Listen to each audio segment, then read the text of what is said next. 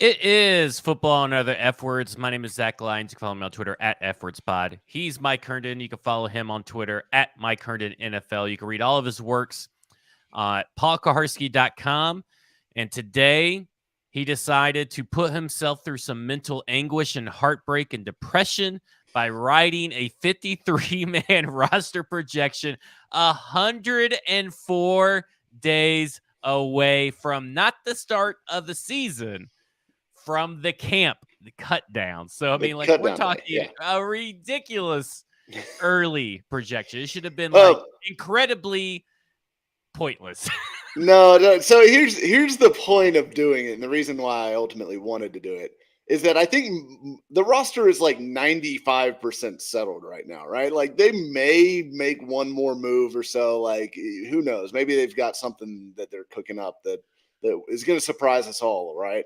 But most of the roster is set for camp, I feel like, by this point. And it's just a tool for me to kind of go through the roster and see like where the depth is shook out after free agency, after the draft, all that stuff. And it left me you've accused me of being in a dark place all offseason. It left me in an even darker place going through that exercise. Like, I get it, but it's also like it's gonna churn so much. I feel like. Oh yeah, there's no way I got all 53 right. Like I can't get all 53 right the day before cut down day. I usually will get like maybe 49 or 50 out of the 53, but yeah, there's no way that all 53 are right. I'm aware of that for sure. Well, I just wanted to see what it would look like. Yeah. If it makes you feel any better, stackingtheinbox.com, $4 a month will get you everything that I write, everything that Trey writes. And then $5.08 a month, you get all of that, plus some extra bonus stuff with Stoney Keeley, film footage, and all that. But if it makes you feel any better, stackingtheinbox.com has slowly turned into a Will Levis only article site. I can't get away from Will Levis articles to save my fucking life. And I'm not writing them. I mean, the other guys on the side are writing them. But like Joe Rexrode writes one, Justin Mello has two, and they're all the same. Like, those interviews and everything, they're all the same thing that you've read in The Ringer. They're the same thing you've read previously. I'll say Rexroads, I thought, had some like interesting stuff on Levis that I did not know. Give me one thing that it said that you did not know.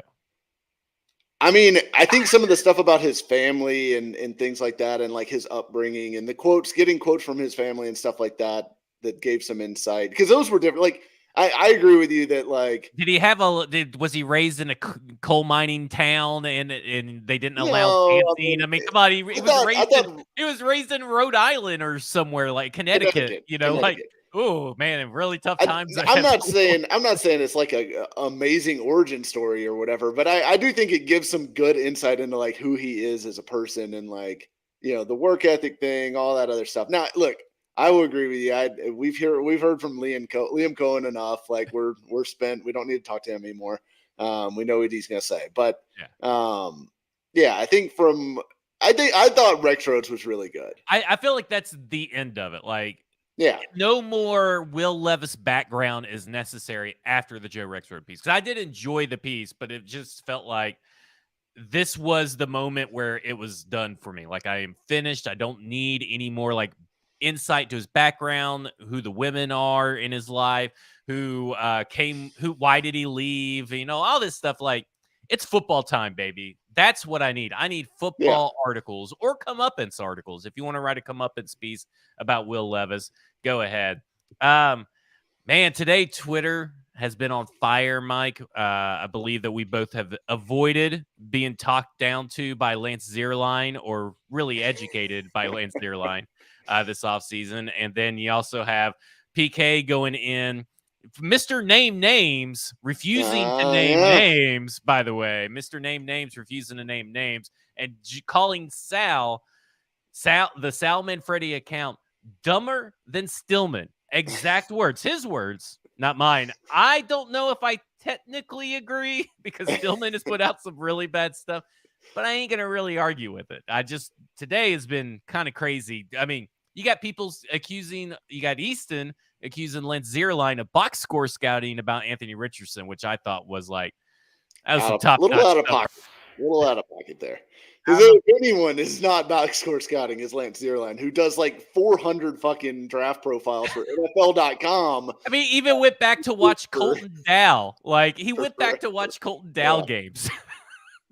Yeah, Zierlein is one of the guys that I respect the most, and I have no problem admitting he knows way more about football than I do. And if he ever claps back at me about something, I'll probably just say, "Okay, that's an interesting point and move about my day." Yeah. Hey, teach their own. Yeah, People I haven't been active on Twitter this week because I thought yeah, about you've been a little changing quiet. changing this to Fears of the Kingdom, talking about the Titans Kingdom, because I've been playing Tears of the Kingdom on Zelda. So between Okay. barbecue contests and Mother's Day and Zelda, I don't have time for all this unnecessary Titans drama on Twitter, even though I like to drop a tweet and then kind of leave for a few hours. Oh man, what a day. Okay, so the schedule came out. And you said something interesting in the chat, and I responded, but nobody else responded to you. And I guess it's because nobody thought that your hypothetical was worth discussing. My I comment kind of know. echoed that. But you said if the Titans go 1-5 into the bye, who is quarterback? And I said, at that point, probably a fucking unicorn, like a literal unicorn or something to that effect, because that is outrageous. They're not going to go 1-5 on the outset. I understand, though, the question, what if it's 2-4? 2-4 seems pretty like it's a weird beginning of the schedule. Yeah, it's a hard beginning of the schedule. They could played be like probably 6 of their 7 or 8 most tough games in the first 6 weeks. Which I think is a good thing because that's typically when they're healthiest. And I know that the Titans are trying to counteract being healthy with different weirder things. I guess practicing harder, building calluses and all that, which we'll talk to later.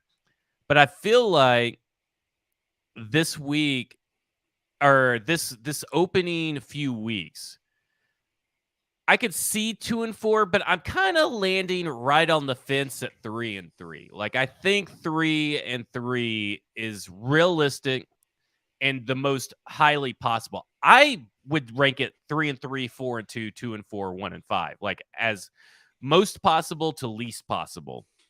Where do you rank that?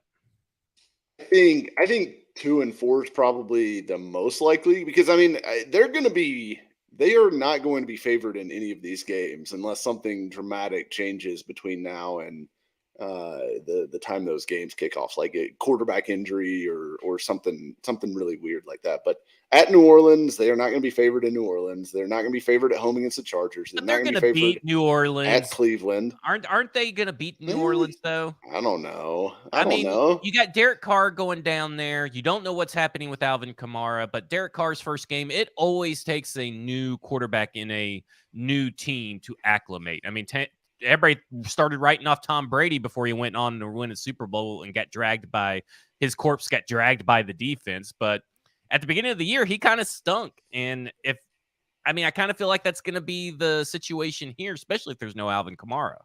Yeah, I mean, I don't know that the Saints are that good, but you're going on the road. I also don't think the Titans are that good, honestly. So I mean, that's kind of where I'm at with that one. I mean, could they win that game? For sure. Like that is not a game where I'm like, oh well, zero chance of them coming away from that one with a win. But I don't think I'd necessarily favor them. But yeah, the Saints reminds me. Okay, sorry, I know I'm like interrupted you again, but like the Saints remind me of 2019, that 2019 Cleveland Browns game. That's 2019, right? Where they just show up. We watched it at Nobles, and they just showed up and they just blew the door off of them and everybody. That was the year that everybody crowned the Browns being the next best team, and I kind of feel like that's going to be this game. There's a lot of like games on this front part of the schedule that reminds me of other games. Like the Chargers game in week 2 reminds me of week 2 last year.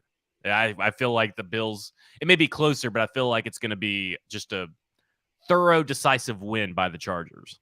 Yeah, I mean, so and then they go to Cleveland for week 3, home against the Bengals week 4, at Indy week 5, which is to me the most winnable of the first 6. And then at home against, or no, not at home, in London against the Ravens. Which, I mean, look, there's some schedule advantages in there. I think they've got a extra day preparation for the Chargers and Browns, I believe it is, or maybe it's the Browns and Bengals. I don't know. Either way, those teams are all better than them. They're all better football teams. The Colts are the one game that I feel like, that's a toss up. It's in Indy, so who knows what Anthony Richardson's going to be in week 5 of the season. But if he's even playing, I'm not even convinced that he's going to be the starter by week 5. Yeah, they may wait for the bye week because you know how they are. Like Matt Ryan kind of hung around, and all these like quarterbacks kind of hang around. And for the Colts, maybe they don't do that this year. Maybe they fully break the mold. But I feel like Gardner Minshew is at least the week 1 starter for the regular season. The only reason I don't think that might be the case is because I think the whole deal with Richardson is in them bringing in Steichen and everything and then pairing them two together is they're going to want to build this offense to be basically what they did in Philly with Jalen Hurts. Because, I mean, they're not exactly the same, but they're, in the similar vein from a skill set standpoint of being big and powerful in the run game, being able to give you like QB power kind of stuff. And then also, being able to attack down the field. So I think to design that offense for Anthony Richardson, you kind of just need to do it from the jump because Gardner Minshew is not going to be able to do the stuff that Anthony Richardson can do. So if you were going to commit to Anthony Richardson and have him running the offense that you intend for him to run long-term in Indy, I think you've got to go right now and go, whereas the Titans, I think, are different because I think Will Levis can run the same offense that Ryan Tannehill runs. But what if they, sorry, someone sent something on Twitter and it is a car video by illustrious Salmon Freddy responding to PK's tweet. I'll have to watch that later. But those fucking car videos are driving me nuts. Where were you talking? Oh, but what if the Titans do something? I don't want to say foolish, but what if they do something kind of like what the Titans did last year, where it's Tannehill and then it's Malik learning a pro system, and then Malik is supposed to grow within that system? Because isn't it? I mean, he knows a pro system, right? Anthony Richardson has experience in pro system, so it shouldn't be that hard for whatever offense Shane Steichen is running, which you would assume is the Eagles' offense, which Gardner Minshew ran for them. That all kind of coalesces. I kind of think that Gardner Minshew is gonna have the. I think it's gonna be at least whatever the record is at the bye. Yeah, I mean, it's not impossible for sure. Maybe it is Minshew, but I think it would be foolish of them to. I'm with you. Design this thing for Anthony Richardson, then play Gardner Minshew in it as if it's, I don't know. Unless Richardson's just not ready. I mean, you never know.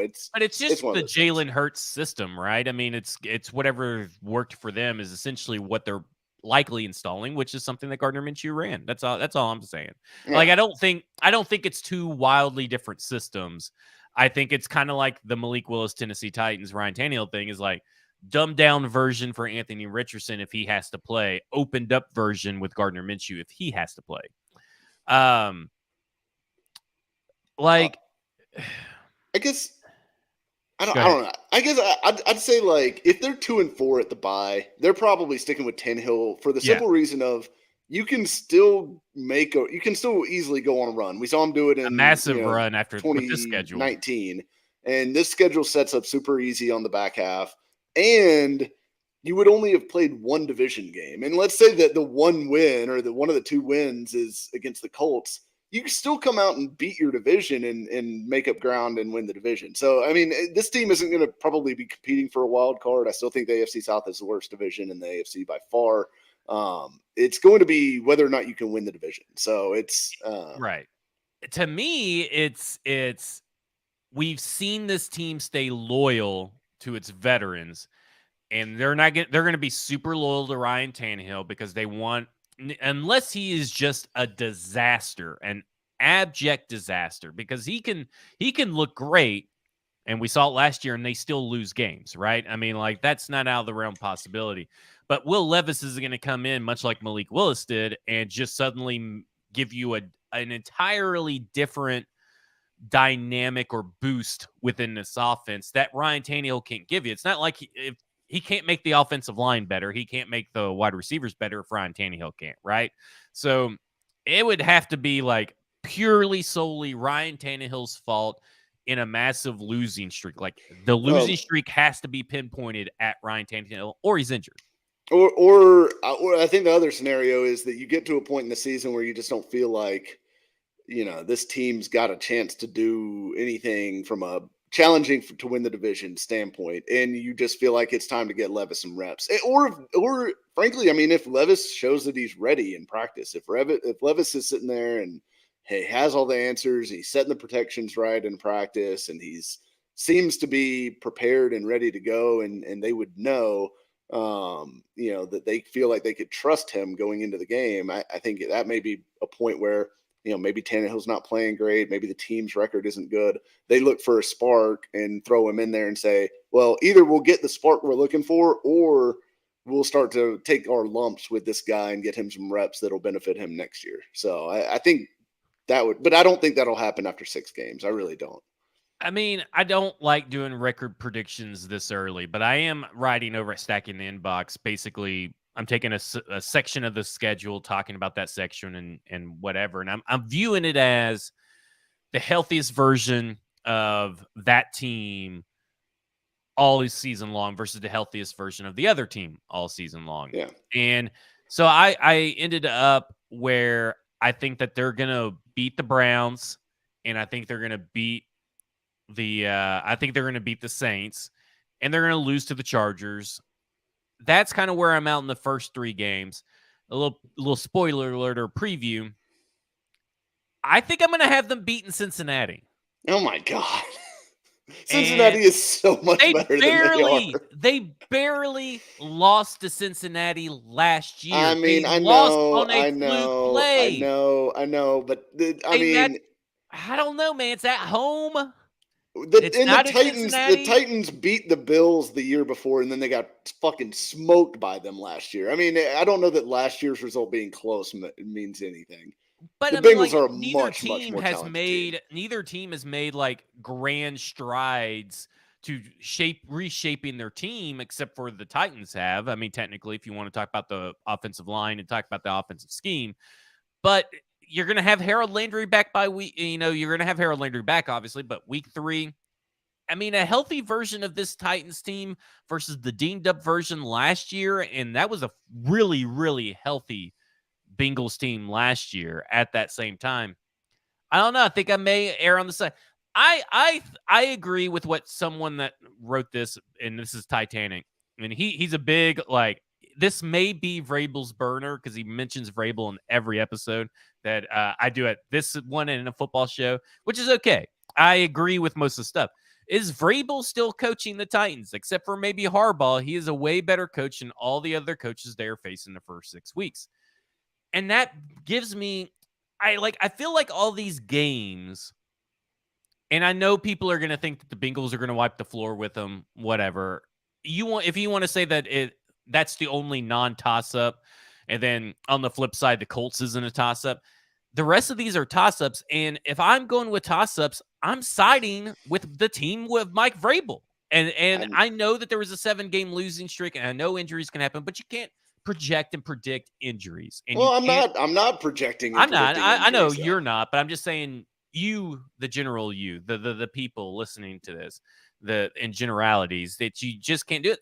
And so it's like every game I kind of look at, I'm like, man, Mike Vrabel's going to do something crazy on this one, or Mike Vrabel's probably going to, and then you got Henry, you got Ryan Tannehill. Then you look at who they lost and who they gained, and you're just like, I don't know, man. Like, I think the problem with that piece of logic, though, is that the Patriots would go 14-3 every year if it just mattered who the best coach was, right? Because Bill Belichick is an incredible coach. We can all agree on that. Or I guess there's some people that believe it was 100% Brady. but it's Mike Tomlin, Bill Belichick.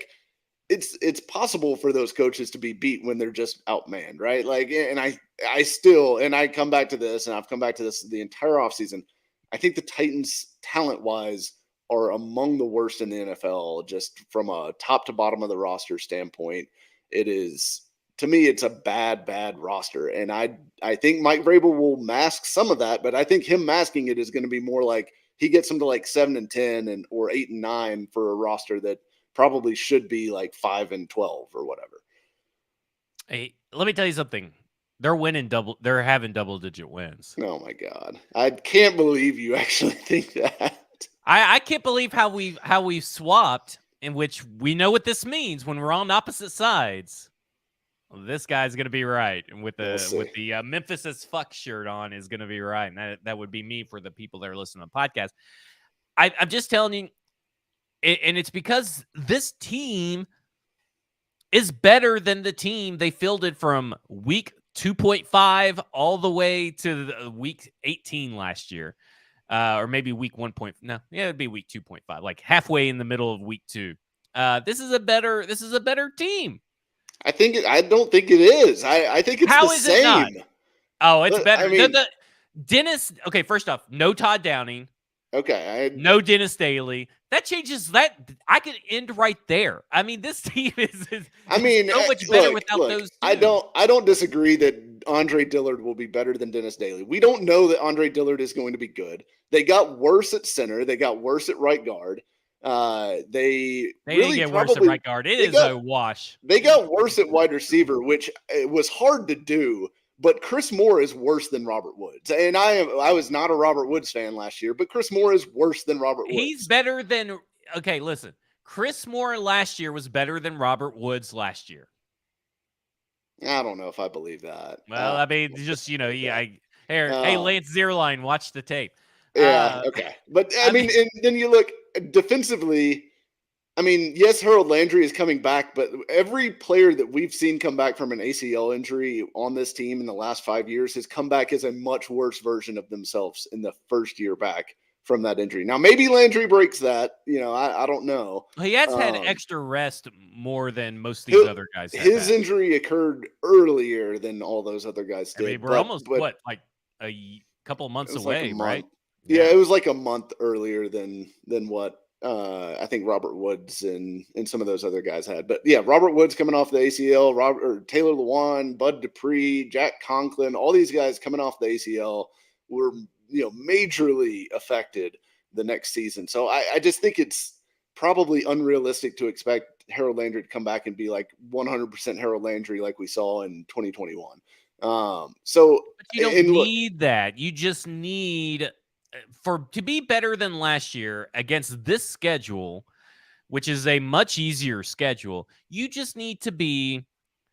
He needs to be better than Rashad Weaver. Like, that's where whoever played, I guess, the most snaps last year that wasn't named Bud Dupree, because I don't think it was Bud Dupree. But I think Weaver, played like the fourth most snaps on the entire defense just because he stayed healthy. Played a lot, yeah. Yeah. So, he just got to be better than him. It's like Andre Dillard's just got to be better than, I don't know. I'm not sure I'm buying that, because look, we're falling into this thing where we're doing, okay, well, we're comparing this team fully healthy to last year's team with like all of the top guys injured, which they sent when all of the top guys got injured, they sucked and they lost 7 straight games. And obviously we know what happened at the end of the season. They got rid of all those guys that got hurt and caused them to suck. They got rid of them, and they're no longer on the team, which they weren't really replaced. That's the thing. I mean, like, I'll say Arden Key and Bud Dupree probably is about a wash. I'm not sure any of the other ones are really washes. If you look at healthy 2022 Titans versus healthy 2023 Titans, I think healthy 2023 Titans are clearly worse. And there are going to be injuries, and that's part of like what I wrote about today. And we don't have to like go super deep into it, but the depth is non-existent. Like at any of these spots, they're one like Amani Hooker injury, which by the way, Amani Hooker gets injured all the time from starting Tyreek Jones from Boise State, undrafted rookie. I mean, like, what are we talking about here? Like, this team Well, we is know one Josh injury Kalu's from eventually going to get signed disaster or something. at like nearly every position on the roster. It's scary how shallow this roster is. But that's how it was last year. No, it wasn't. It was not that bad, because what you had last year was when these guys got hurt, you had, Bud Dupree and Rashad Weaver stepping up. Well, now, like, Rashad Weaver is expected to be like a regular piece of the rotation, not like a fallback plan. He's not, a depth guy at this point. He is. But he is a depth guy. He's not a starter. Well, he's not a starter, but he is like a regular definition, rotational guy. He's not a guy I think his snaps are going to go down than what they were last year. I mean, maybe if everyone stays healthy. I mean, again, like, hey, they may even go down because he may get with that court case. Who knows what's going to happen with that? Yeah, or he gets suspended, and then all of a sudden, but again, your you're edge rusher 3 is I'm just saying, Thomas Rush, undrafted free agent rookie. Like, that's where we're at with this roster. I think that's why I continue to just think that, like, look. Maybe if they all stay healthy, maybe if they hit on all these like guys like, Dillard, if Aaron Brewer, is a much, much, much better center than he was at left guard, if, NPF takes a big leap, if Burks takes a big leap, if Chig takes a big leap, if all these guys play like way, way better than they did last year, yes, they could be good. I just think that what we're looking at is like, all those guys have to do all those things. They have to be a whole lot better. And the chances are that some of those guys are going to stink or take steps back or get hurt or whatever. And then they're going to be starting UDFAs, because when I filled out my 53-man roster, 11 of the 53 were either first or second year undrafted guys. 20% of the fucking roster. It's insane. Like, that is scary, scary stuff to me. Just projecting this team and thinking that they're going to be like a legitimate playoff contender. Oh, I think they're winning the division. I mean, I think it's pretty obvious. I mean, this idea that the Trevor Lawrence we saw in like weeks 7 through 14 or something like that is like the real Trevor Lawrence. Color me a little skeptical. Not saying it couldn't happen, but color me a little skeptical that little small sliver is the real Trevor Lawrence. And he doesn't play very well against the Tennessee Titans. But here's the thing. We do this with Trevor Lawrence. We say, well, he was only good for a little bit. They do the exact same thing with Treylon Burks and like all these other guys on the Titans. Care what where we're saying I'm just saying, like, if we're sitting here saying, well, Trevor Lawrence isn't really that good, he only played a few good games, then why are we saying that Treylon Burks is about to break out and be awesome? Like, you can't be totally optimistic about one side and totally not about the other side. I think there's less evidence, there's less conclusive evidence of what Treylon Burks actually is. So when you're doing a projection, there isn't like it is a projection because you've only seen like 4 games of Treylon Burks. With Trevor Lawrence, we've seen now 2 full seasons of Trevor Lawrence, and I just don't buy into this whole, and I never have, into this whole Doug Peterson is an excellent coach. What this team did in the offseason is they're acting like they're a team that went 13 and 4 or 14-3 last year, when they really just are a Josh Dobbs fumble away from not even making it to the playoffs. Like, I don't know. Like, I don't look at this Jaguars team as I think it's a team that you split with. They're not a team that you sweep. But I look at this Jaguars team, and Trevor Lawrence is going to have to prove it to me. And listen, I'm a guy who has said Treylon Burks, until he tells me and shows me, he's a wide receiver too, and in the NFL. Now, does he have a chance and opportunity to prove me wrong? Sure. Same as Trevor Lawrence. But I'm trying to be realistic on both sides when I talk about Treylon Burks, when I talk about this. I know that the Titans are wanting Treylon Burks to be a wide receiver 1 and ascend. I know that have him be a wide receiver 1. I know that other people think that a healthy Treylon Burks is just as good as a healthy AJ Brown. I don't know, but like, to me, it's like what I've seen from Treylon Burks so far, I feel like is a wide receiver too. I think Burks is going to be really good. I do. I think he's going to be. I think he's going to be better than Corey Davis, worse than AJ Brown, whatever that makes him, kind of in that like wide receiver 1B kind of category, Yeah. is probably the most likely landing place. Now, I think there is a scenario where he ends up being a true wide receiver 1 and That would kind of be awesome. top 10 elite guy. I think that's certainly possible, but I just don't know that, like, I mean, to me, the entire Titans offense, with the exception of Ryan Tannehill and Derrick Henry, who we know what they are, but they're both also declining players at this point in their career, is all projection. It's 100% projection at literally every position across the roster. And that scares the shit out of me because you're relying on a lot of people to hit and do things that they've never done before, which is possible. I'm not saying it's not that there's no hope for the season whatsoever. I'm just saying that if you're being realistic, I think it's Mike Vrabel's going to have to do a fucking whale of a coaching job. He's capable of that, but I mean, this roster is at least bottom 10 in the NFL, if not bottom 5. I think they're gonna get. I like my minimum and maximum is like 10 wins. Like I feel like 10 wins is spot on for this team.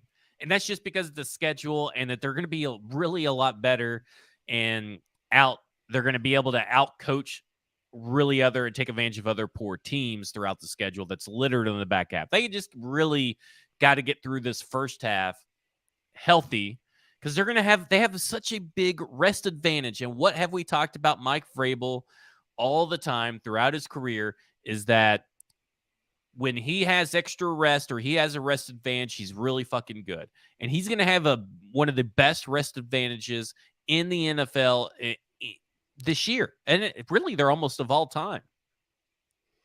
I mean, the rest thing is good. It'll help some. But I mean, a lot of it, I think that's really probably congregated around maybe two games where they have like a real rest advantage. Like, the one where they're coming off the Thursday night game. I think it's when they play the Bucks, they'll have a real rest advantage, and then when they play the Falcons, they'll have a real rest advantage. Those are 2 games they should win, anyways. So I just don't know that that's going to be as big of a deal. Maybe it has a better cumulative effect than it does on just specific games, but I don't know. I continue to just struggle with this team, seeing them being a playoff team. I don't think they're going to be a good playoff team, but I think they're going to be a playoff team that's going to get their buttholes kicked in. I think the reason you believe they're going to be a playoff team is more of a lack of faith in the Jaguars than it is I seriously think. No, I think the Tennessee Titans are going to be like, I feel like this is a very much a 2016 Tennessee Titans team. Let me say something. This is not the worst wide receiver core we've seen fielded by the Tennessee Titans. It's a bad one, but it is definitely not the worst we've seen. It's fielded probably by the not as Titans. bad as Tajay Sharp and Rashard Matthews were that year, which was a 2016 team that went 9-7. If Marcus hadn't gotten injured on Christmas Eve, they would have been a playoff team. So I'm just telling you, this 2016 team has so much similarities or the 2016 team and this 2023 team have so many similarities. Is driving me nuts. I can't quit putting together and making the connections. This is going to be a playoff team, and it's going to suck because then they're going to get their crap kicked in coming up in the playoffs, and then we're at home, and we're just going to be like, oh, same old Titans. And then you know what's going to happen? They make the playoffs with the Ryan Tannehill, and he's probably going to be on the team next year, which would be insane. Or him and Henry. that actually may be the worst case scenario, is they just keep hanging on to these 2 guys for forever, well past their prime, and think that that's going to fix things. But I think they're setting themselves up for 2024. I think that really is what they're doing with the roster right now. Yeah, Section 240, new podcast or new YouTube video channel started by @BonafideBro. Really well done stuff. Yeah, if you haven't watched very cool it. logo. Yeah, very cool logo. And everything about me, like he's got like 4K cameras shooting in 24 FPS. I mean, he's like going crazy. But he says if the offensive line is fixed, then we might have a shot. And really, it just has to be fixed to like a mediocre degree. And that's all this team needs. Yeah, and again, maybe this is where my pessimism for this team comes from. Is I just don't. I have less faith than most people that the offensive line is fixed. I think there's just so many question marks. If all the answers to those question marks are on the plus side, then great. They'll probably be at least average. You know, maybe even slightly above average. If Dillard is awesome and turns out to be more like the first round pick that he was coming out of college than the guy that barely played for the Eagles. If Skoronski is one of those rare rookies that hits the ground running and is awesome from day one. If Brewer clicks at center, if Brunskill is fine at right guard, and if NPF takes a huge step forward at right tackle, they could actually be good if all those things happen. I think more likely than not, we see some mixed bag in there, and we've still got one or two major weaknesses on that 5-man starting offensive line. And look, again, heaven forbid anybody on that starting offensive line gets hurt, because guess who the top offensive lineman is coming off the bench? It's Jamarco Jones, and he'd have to be the backup for like every single spot. And after that, I guess Corey Levin's probably just an interior player. But if another tackle got hurt, and Jalen Jamarco Duncan, Jones, baby. Jalen Duncan's probably going in there, and I think Jalen Duncan's a guard. So the depth is really, really bad again. So I just don't know. I don't have a ton of confidence in the offensive line as a whole. I just think, the coaching changes, and Section 240 brings us up too, and I brought it up earlier about the coaching changes are such a net positive, both on Chris Harris, Tim Kelly, and the way they've reshifted the entire offense, that it sounds like to me that Coach Haas is taking the playbook out of what good offensive line coaches do, and that's an open dialogue with its players, talking about what they've seen.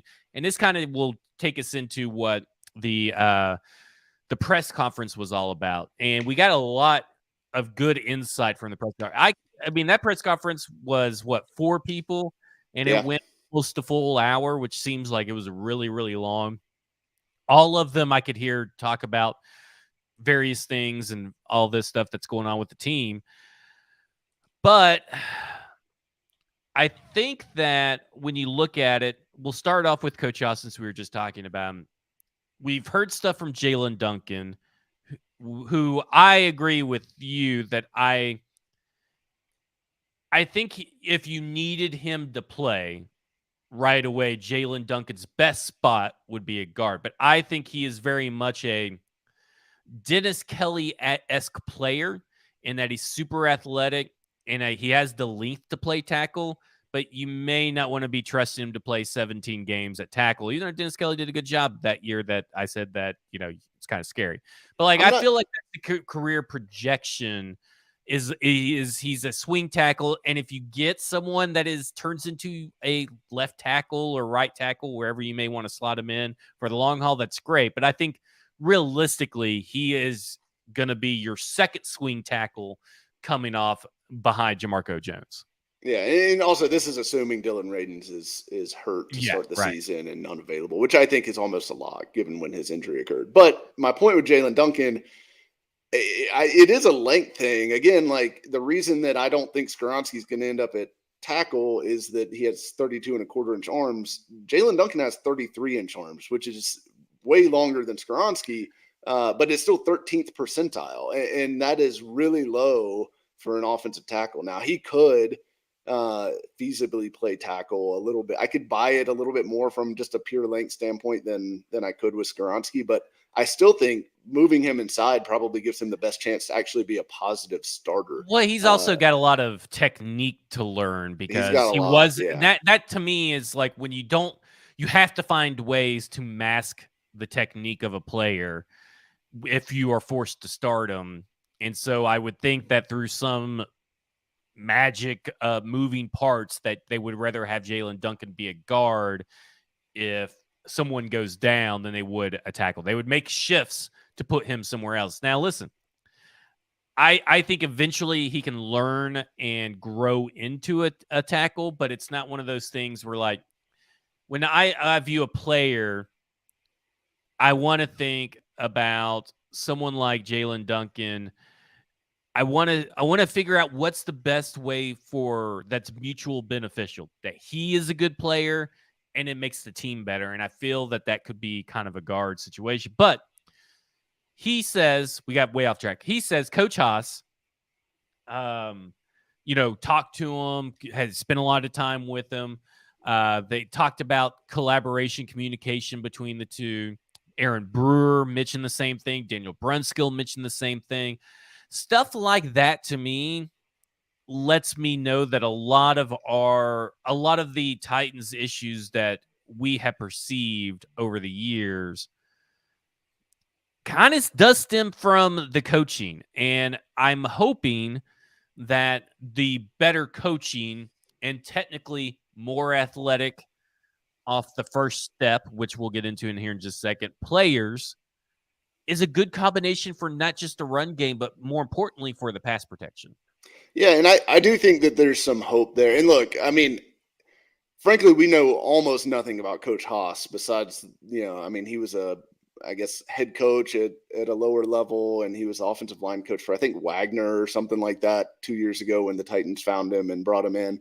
But, Vrabel spoke extremely highly of him, talked about, that was possibly the best interview he'd ever had with an assistant coach when he promoted him to offensive line coach after Keith Carter was shown the door. And look, the comments from the players so far in this offseason make it very clear that Keith Carter, it was his way or the highway.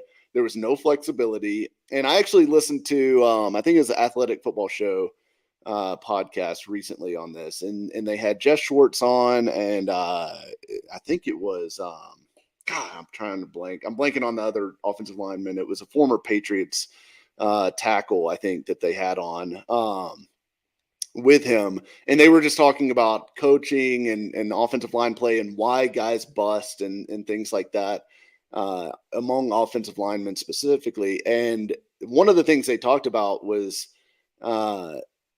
coaches really like making sure that whatever technique they may prefer or coach, that if it just does not work for a certain guy, being flexible and working with a guy to develop something that the coach can live with and that the player can execute is important.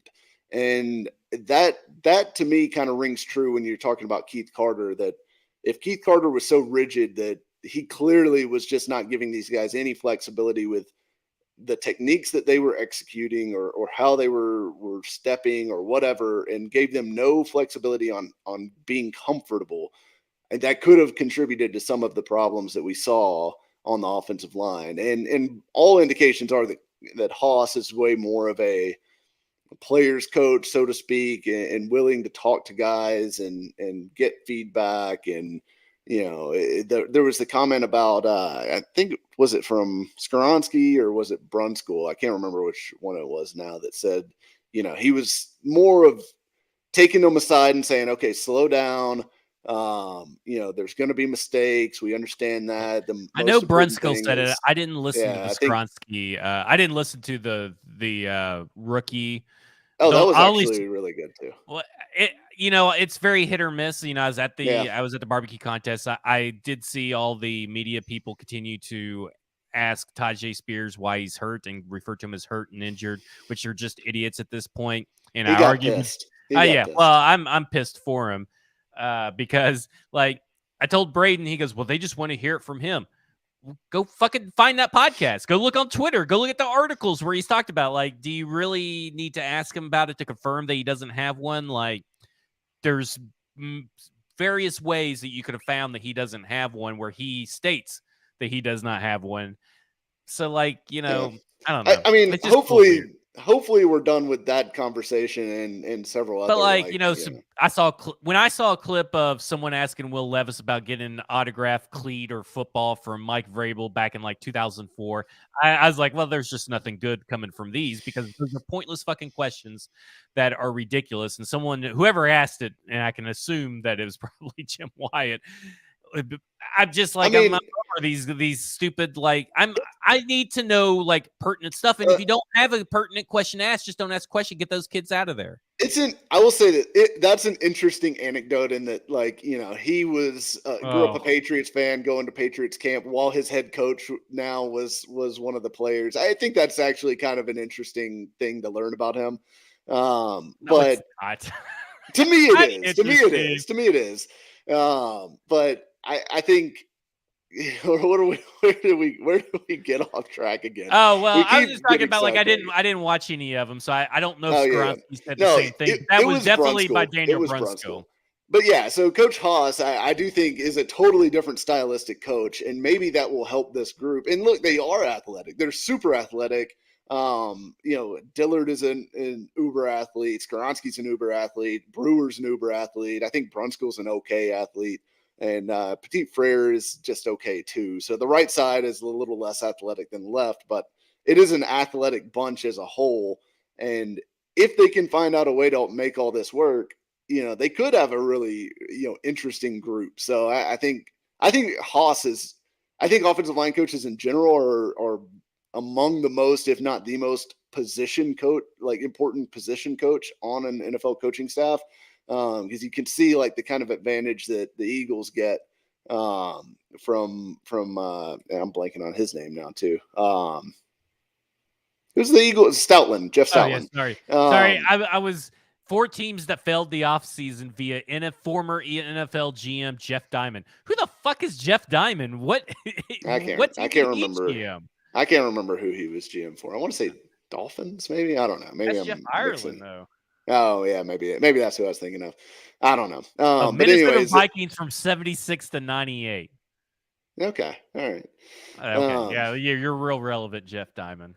But he had the Titans listed, but that's just something funny. I think if Haas works out, then that's a huge deal for them because they need somebody in that role that can be like a real developer of talent. Because look, they're young on that group now. Like Brunskill's a little bit older. I think Brunskill's 29, but all of the other starters. I think he's 27 going on 28, but no, you could be right. Either way, it doesn't matter. And Dillard may be 28. I think Dillard's a little bit on the older end as well, but the rest of those guys are all, you know, 24 or younger, between Brewer and MPF, and then all the depth guys too, besides really Jamarco Jones and Jordan Roos. So it is a young group. It is a group that's going to need to be developed together. And if Haas is a great coach, and, you know, I hope he is, that could be a huge difference. Well, and the good news is, as we talked about it for forever, is that at least what seems to be this go around, this offseason, day one of training camp there, or OTAs, whatever's up next, I guess the OTAs is going to have the first time rookies and veterans are practicing together, going to have the offensive line firmly set up. They know who their left tackle is, their left guard is, their center, their right guard, and their right tackle is day one of these offseason activities. And yeah, there's going to be some competitions, but that's your starting 5. And we haven't been able to say that for a while, because last year is like, well, is Aaron Brewer or Jamarco Jones, which we kind of knew Aaron Brewer at the get-go. Is NPF going to win the right tackle job? You know, this time it seems pretty straightforward.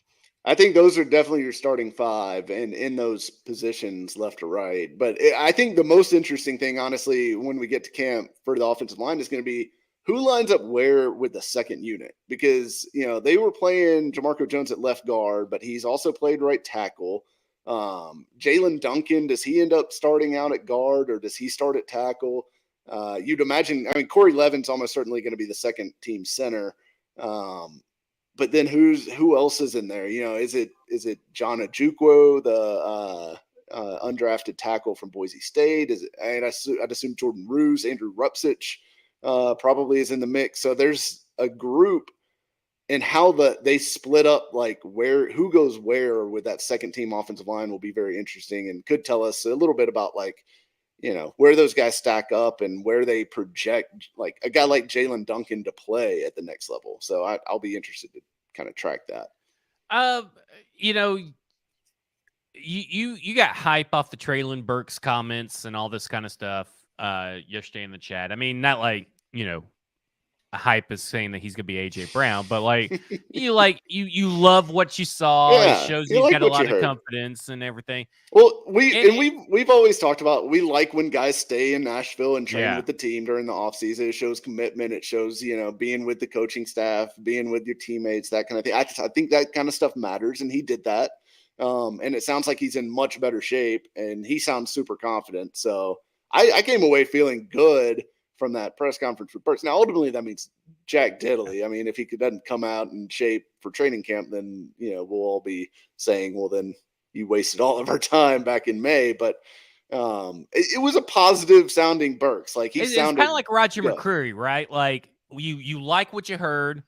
You like the changes and the recognizing of stuff they could do better in their second year. And that's why so many people typically do make a second year leap, right? Like your leap candidates, this team is littered with them. But you like what they do in the offseason, and they are doing everything right. And so I hope I'm with you that everything that Treylon Burks has done turns into something on the field. Putting the words into action. That's kind of the big theme, because the Tennessee Titans have talked about being fast and violent. And we have talked ad nauseum, you and I, on this podcast, what being fast technically means. And just now, the rest of media is catching up with us. I mean, we're trailblazers, Mike. We are the fast ones. We are an up-tempo offense and they're basically exotic Smash Mouth back in the day, and the rest of media, because everybody's now like, oh, well, I guess it means that they're just going to be kind of quick off the ball and explode off the ball. Well, that's kind of what we've been saying. And it's about instincts, but we're hearing it, right? Like everything that the team is doing is to basically outlast the other team. And you have a good Logan Ryan quote that you have echoed now a couple of weeks in a row, but I want you to echo it again, what that Logan Ryan quote is and how it relates to Treylon Burks and this team. Yeah, so it was something that he said actually on Good Morning Football, I think a couple weeks ago, and he was talking specifically about Cooper Kupp. And Cooper Kupp famously ran like 4.6 or something like that, coming out of where did he come from? Eastern Washington or something like that. But Kupp ran 4.6, and so the question was, how is he this good if he is a 4.6 guy, right? And part of Logan Ryan's answer, part of it, he talked about instincts and just, natural ability, route running ability, that kind of thing. But then he also talked about how good a shape Cooper Kupp is in and how well conditioned he is as an athlete. And he said, sometimes over the course of a game, a 4.6 guy can be faster than a 4.4 guy, because if a 4.4 guy isn't in shape, then he's really a 4.8 guy by the end of that game. And he's, gasping for air and he's not running 4.4 when he's, fatigued, basically. So I think that is something in this whole conditioning thing and everything like that they seem to be going super aggressive with, is trying to get, hey, we may not be the fastest team based on 40 times in the league, but we're going to be the fastest team at the end of the games because we're going to have better conditioning than everyone else. So I think that is a very pertinent quote, especially to Burks specifically, because he was a 4.55 guy, I think, in the combine.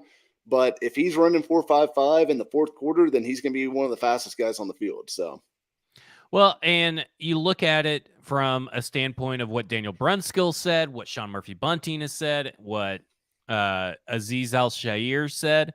They all said we were hitting the sleds on Monday, and this is something that we've never done before and experienced before. And Brunskill tied it directly into when the San Francisco loss when the Titans beat San Francisco in 2021.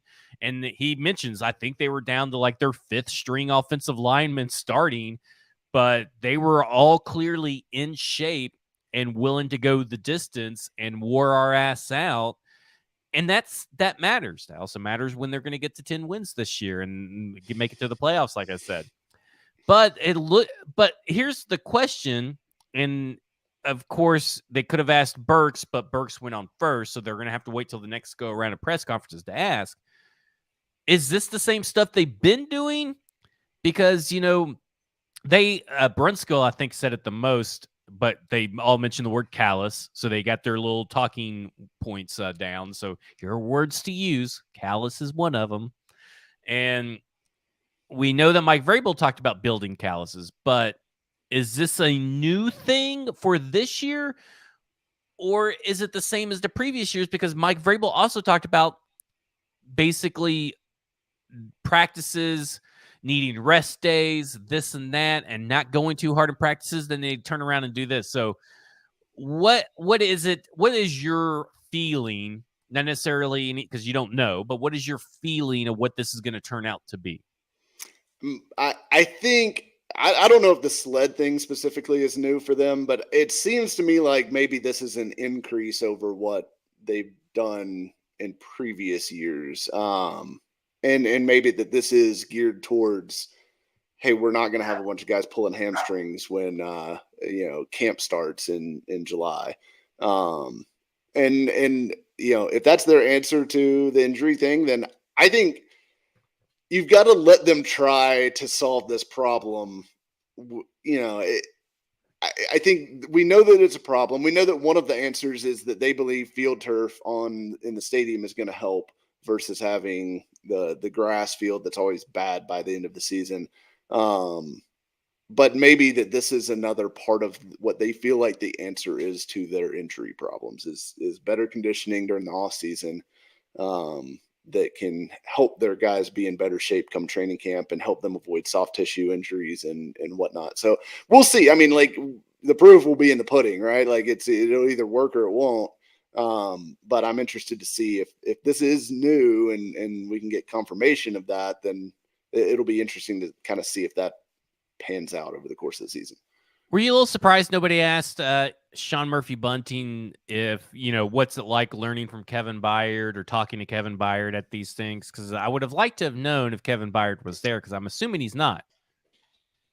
Yeah. I'm not surprised. Well, I guess I am a little surprised nobody asked him about that. But yeah, I'd assume Byard's not there. And Henry, I've not seen anything of Henry because you can look through some of these videos and you kind of see. So I don't think Henry's there. Tannehill's clearly there.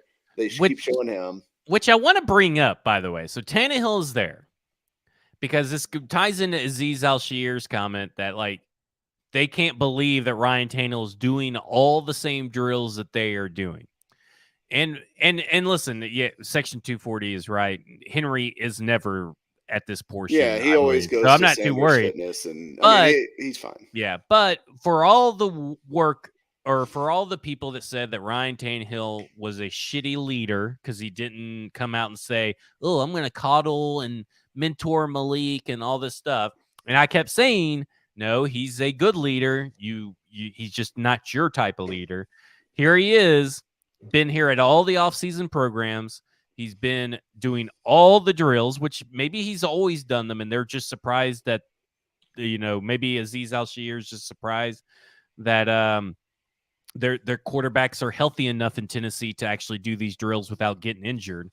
But I just want to point out that where are all you people that condemned Ryan Tannehill condemning Kevin Byard? Because I don't see anybody condemning Kevin Byard for not showing up. And listen, I didn't condemn Ryan Tannehill for not showing up, and I sure as hell ain't condemning Kevin Byard for not showing up. He's built up a lot of goodwill to not have to show up, and we know that he's going to be in good shape when he does show up. But that is still just shows the levels of hypocrisy. If you're going to do it one way, you need to do it the other way. But I also wonder, though, how long is this going to drag out with Kevin Byard? That'll be interesting. That is a storyline that's not being talked about. That's kind of why I'm a little surprised. Maybe they're just waiting for it to happen, but that doesn't seem like Nashville media to wait to propose a go off the rails on a subject that they may not be ready for. But it is something that I think that needs to be taken into account, that Kevin Byard hasn't been at any of the things this offseason, and he normally is. Like, that is the key thing. He is normally there at these things. Well, I think we'll know in what 1, 2, 3 weeks because mandatory minicamps June 6th, and so that'll be the first mandatory off-season program. So if Bayard is not there on June 6th, then we have a story. I think because I mean up until I guess the media maybe they've gotten tired of asking because I remember they asked in previous off seasons about who isn't there or why isn't everyone there, and Vrabel always says, well, these aren't mandatory, these are voluntary OTAs. If they don't want to be here, they don't have to be here, all that. So maybe they're just tired of getting that answer, and have kind of given up. But I think that'll be the date, is June 6th. If June 6th comes and he's not there, then that will be when that story starts. Yeah, it'll be interesting to see because that's something you got to kind of like keep tabs on, because if he's not showing up, there's something a little bit more behind the scenes than what people are wanting to let on that there is, right? Like, people have been trying to push off on the fact, well, there's no like contentious relationship or anything, but I don't know, kind of the seeds have been planted, the groundwork has been laid. It's like we're basically coming up on the fork in the road for the Tennessee Titans and Kevin Byard. It could go either way. Like I'm like 50-50. I could go either way. Yeah, so there's been no resolution to this point, right? Yeah. Either way. So, yeah, it feels like there's still another part of that story to come. Yeah. Anything I'm missing that you want to talk about that we didn't get to? Any rookie minicamp thoughts generally? No. I thought it was okay. Like, the clips I saw, like the actual like clips of stuff going on and like on the field. Yeah, it's way better than what last year was. I mean, I could say that. I will say this: all the guys that were out there that you saw kind of looked like what you expected to see from them. I mean, we didn't need the clips from rookie minicamp to know that Will Levis had an incredible release and arm and physical skill set and all that stuff. Obviously, it's always different to actually see it, but nobody needed to see that if you'd watched him play in college to know that those things were true. Same thing with Tyjae Spears. I got to quit saying Tyjae. I read it that way for too long in my brain, and now that I know that it's different, I'm trying to rewire. But Tyjae Spears, like, having an incredible burst and like looking really quick in the open field, didn't need to see him do that to know. Well, speaking of rookie minicamp and Stillman and Sal and dumb takes and all that kind of stuff, Stillman on Monday put out, am I the only one who thought that Tyjae Spears did not have a good rookie minicamp? And I'm thinking, yes. And if you thought that, then you literally are scraping the bottom of the barrel of faux outrage for your radio show. Yeah, I mean, I have not heard anyone else say that, publicly or privately, who was there. So I think, yes, Stillman is probably the only one who thought that. Ridiculous. He's never going to let the Spears pick go. But yeah, I mean, rookie minicamp was rookie minicamp. I mean, I will say that I have, I guess the way to put it, a little bit more faith that these rookies are going to attack the off-season activities better than the last couple of rookie classes, including last year's class, where at least 2 starters came from. And you're only going to probably have one starter out of this, but I think that the way that the people that they drafted first off, they look like football players. Everybody looks like a football player. And what I mean by that is that they look in shape, they look the part, they look professional, they look like football players. Secondly, it seems like they all have really good heads on their shoulders as far as when they're talking to the media and everything. And then I feel like they all legit kind of have something to prove almost at every level, except for maybe Skoronski. But Skoronski, is probably the most pro-ready of them all, so he doesn't really have that much to prove, but it feels like they all have a little something to prove, and I think that's going to go a long way for this rookie class being a really good, dependable class.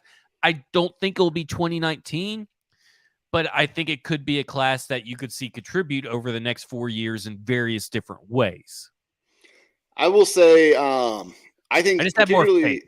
particularly the top two picks with Skoronski and Levis, I have a ton of trust in both of those guys being professionals. Like, they are going to carry themselves as professionals. They are going to do everything they can to get better every day. Like, I really feel like going into that, like going into camp, those two are going to be prepared every day. You don't have to worry about whether they're going to be out, partying or, and not studying their playbook or whatever. I think those two, you have 100% trust. And look, frankly, all of the rookie class have said the right things. I mean, I think maybe the biggest thing I took away from rookie minicamp was Colton Dowell talking about rooming with Will Levis and being scared to touch the remote because Levis got there first and has literally been in his iPad every single time he's been in the room studying plays, and Dowell's like afraid to turn on the NBA playoffs or whatever it is he wants to watch. I think that's telling about the kind of person Will Levis is, because I think that goes along with the Rexrode article and all these other articles that we've heard and read recently about him, is that he is going to be a maniacal worker. And I have zero doubt that he is going to know this offense forward and backwards sooner rather than later, and that it is not going to be a mental problem with him knowing what to do that holds him back. So I think that is something that I feel like you can go to sleep at night not wondering whether Will Levis is going to be prepared or not. And I think that's a huge deal for coaches. And I think the same goes for Skoronski. And I was impressed. I was super impressed with Dowell. For all of them, yeah, right? I thought so. To me, it's like this is the kind of draft class that can lay foundation for future draft classes. They may not be hits, but at least now we know definitively that when they say they're getting guys that love football, they're not blowing smoke up our ass like the previous regime did, like when John Robinson did. They're legit getting guys that are dedicated to their craft, love football, and going to give everything they got to try and do something to make a impression on this team. Jalen Duncan's probably the furthest from that. But even then, I mean, you're talking about a guy that went to O-line masterminds, that has put in the work in the offseason. It's been already talking to Coach Haas all offseason. Been like a 5-year starter or something like that. I mean, I would be hard. I just think that there's a harder path for him to be a contributor this year, barring injury, obviously. But like Colton Dowell can easily be a contributor. There's nobody standing in his way, pretty much. If he puts in the work with Will Levis, and if Will Levis is probably going to do what I think he's going to do, he's probably going to have.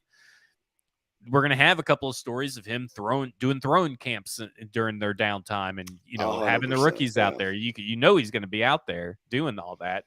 So I don't know. Like I like this rookie class from the outset, even though I did my comeuppance. I feel like if Will Levis is going to fail, it's going to fail because of the attributes of being a quarterback he couldn't get. It's not because of his personality. It's not because that he's a bad worker or anything. And I feel like that about the whole team. Like, the whole team isn't going to fail for a lack of trying and effort. Yeah. Well, sorry, the whole rookie class, not the whole team. I would agree with that. And I think that's positive from a Rand Carthon standpoint, looking at him and what kind of team he's trying to build. I feel like these are all guys that are pretty smart, pretty conscientious and hardworking. And I will say that one other thing that I liked that I heard coming out of minicamp was I heard Josh Wiley looked incredible. That he looked super athletic as a route runner and catching the ball downfield, which we saw the one clip of him catching the ball deep from Levis. And then there was obviously discussion of another play where that ended, I guess, rookie minicamp, where Levis threw it up and Wiley went and jumped and got it in a crowd, which of course Vrabel said maybe don't throw it into a team meeting next time or whatever. But I think that Wiley, I'm very encouraged by what I've heard about Wiley so far. Yeah, I'm just thinking it's a really good foundational kind of draft class that can, if the guys all stay healthy, like I feel like that's the big thing, right? It's because we've gone through 2 years of 90 plus injuries every year. Like if this rookie class stays healthy in this year, this is a positive development, not just for this year, but for future years. You're starting to build a younger foundation of what can be core pieces for this team. Yeah. And I mean, I've thoroughly enjoyed this draft class. I can't wait to see OTAs, training camp, and all that kind of stuff, and see them build off what seemed to be a pretty good rookie mini camp. Yeah, absolutely. I mean, by the way, all the free agents that they signed echo this same kind of mentality, chip on the shoulder, coming in to do whatever they want, have good heads on their shoulders. Kind of the same thing. Yeah, it'll be super interesting to see how things shake out in camp, I think, because there is a lot of, there's going to be a lot of battles down the depth chart. Like, I think the starters are almost completely set on both sides of the ball, really almost by default. But down below where you're looking at who's going to actually make the 53, there's going to be a lot of interesting battles to see who can kind of step up and grab roles. And look, they're going to have some young guys on this team just because of the way that the roster is built. That's always somewhat exciting. It's also maybe not always the best thing for immediate returns, but hopefully you find some gems and can kind of, like you said, they desperately, like, they had to find building blocks, especially on offense, and they got 6 shots at it out of the draft. Yeah. So that's a good thing. Well, that will do it for us. Football and Other F Words, brought to you by Bluegrass Beverages, because I think I forgot to do all kinds of stuff talking about our fantastic sponsors, Bluegrass Beverages, Bluegrass Beverages in Hendersonville, Tennessee. They have a sister store, Sinkers in Nashville, voted the best Nashville liquor store. They're the reigning champs, but Bluegrass Beverages is just as good over at Hendersonville. Head over there, join the in crowd. We got some big contests coming up soon, coming up in July. So I'm sure those contests will be starting up in June. And the best way to know when that starts, join the in crowd at Bluegrass Beverages or Sinkers Beverages. Go to podkarski.com, sign up and subscribe there, and you will get to see the way too early, 104 days early 53-man roster projection by Mike Herndon. You can follow him on Twitter at Mike Herndon NFL. And if you need all the Will Levis content your heart could desire that does not have retread information, head over to stackingthebox.com. $4 a month will get you articles written by me and Trajan Watkins. $5 a month will get you articles written by both of us, and film articles and big boards and all that stuff from Stoney Keeley. StackingTheInbox.com. You can follow me on Twitter at FWordsPod. This has been Football and Other F Words, and you have just been effed.